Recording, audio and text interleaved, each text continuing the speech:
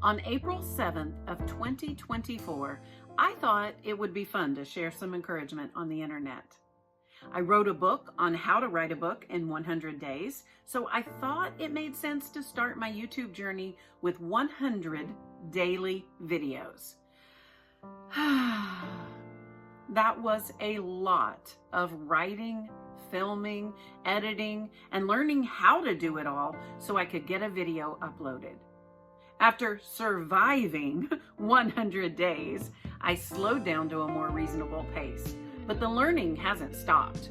How to design thumbnails, how to write video descriptions, and how to pick keywords so people can find the videos are just some of the things that I've had to learn. I've had some ups and downs, accomplishments and failures, and over the last 365 days, I've learned a few things. Okay, a lot of things. But I want to share a few with you today.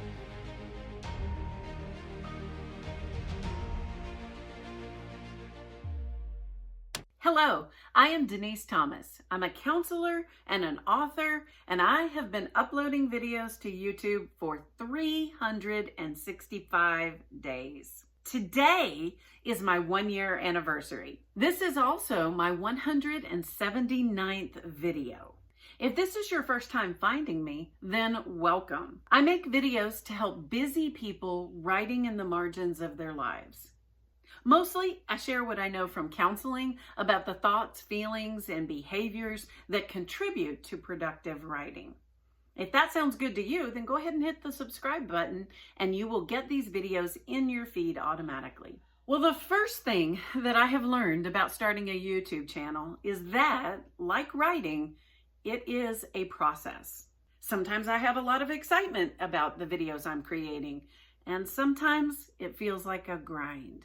Sometimes it's easy and effortless, and sometimes it's hard. I haven't been doing this long enough to fully understand how the phases of working on a YouTube channel actually play out, but I think it's kind of similar to the phases of writing a book, except that it never ends until you quit. But I do have a hunch that it's going to be really helpful to me to just recognize that there will be peaks and there will be valleys in this process as I strive for growth, both personally and as a channel. The second thing that I have learned from starting a YouTube channel is that the hateful comments that I feared when I started haven't really played out.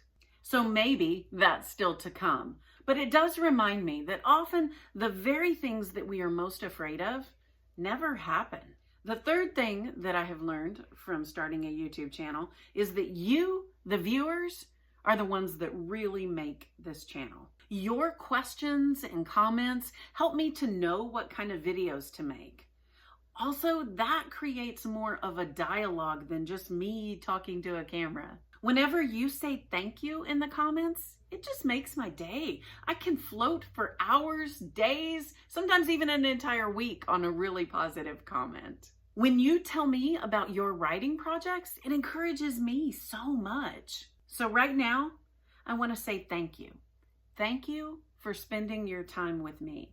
Thank you for letting me do this. Thank you for inviting me into your home and your space by clicking on a video. And most of all, thank you to those of you who have subscribed and who have left comments, because that helps this channel so much. I'm feeling really grateful right now.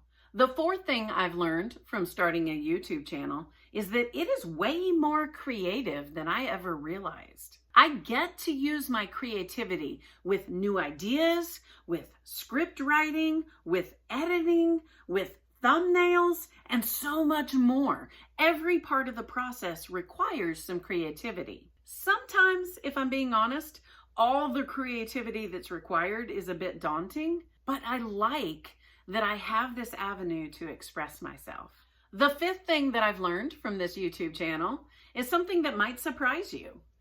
You might be surprised to learn that the Write With Me videos are actually my favorite videos to film, to edit, and to post. I love getting out into nature, and because I'm recording it, it forces me to slow down and see what is in front of me. I very intentionally do those videos, 30-minute videos, with one take. Most of it is just one look at nature. And that helps me, first of all, to not get so absorbed in the video that I'm not writing whenever I am watching those videos. But also it just reminds me as the photographer that I'm seeing the nature that is in front of me. I am not great at stopping and appreciating the present moment. And so I have really enjoyed having this avenue to do that. So those videos have really helped me. I have also found that they are the most challenging to get right because I really want them to look good. And as I'm learning my craft with lighting and color grading and all of the things that you need to do to make a video look really good, it has been really challenging on those videos. But I've enjoyed them as a canvas for learning. The sixth thing that I've learned from YouTube is that numbers don't really define success. As I am learning new skills and I'm learning my craft here on YouTube, I depend on the logarithm to put my videos out there before people who will see them. But because I'm learning, I don't always get the things right that I need to get right on my video production end in order to meet the requirements of the logarithm to get in front of the most people. What that translates into is that sometimes I have done videos that I'm really proud of and that I think have an excellent message, and they just don't seem to get any traction. But they also don't seem to be put in front of people as much. You know, I don't know that anybody has this completely figured out. I mean, even the pros who are doing this sometimes miss it at times. I mean, it's pretty confusing and there's a lot of moving parts to getting it just right.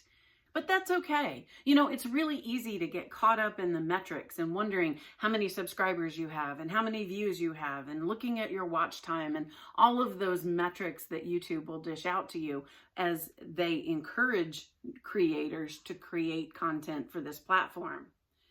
But I'm also learning that as I'm learning and making those really cringy videos and getting the lighting all wrong or making mistakes in the way that I edit, that there's a freedom in knowing that not very many people are going to see that. It gives me the ability to make my mistakes, to not be perfect, to not get it right, and it's okay.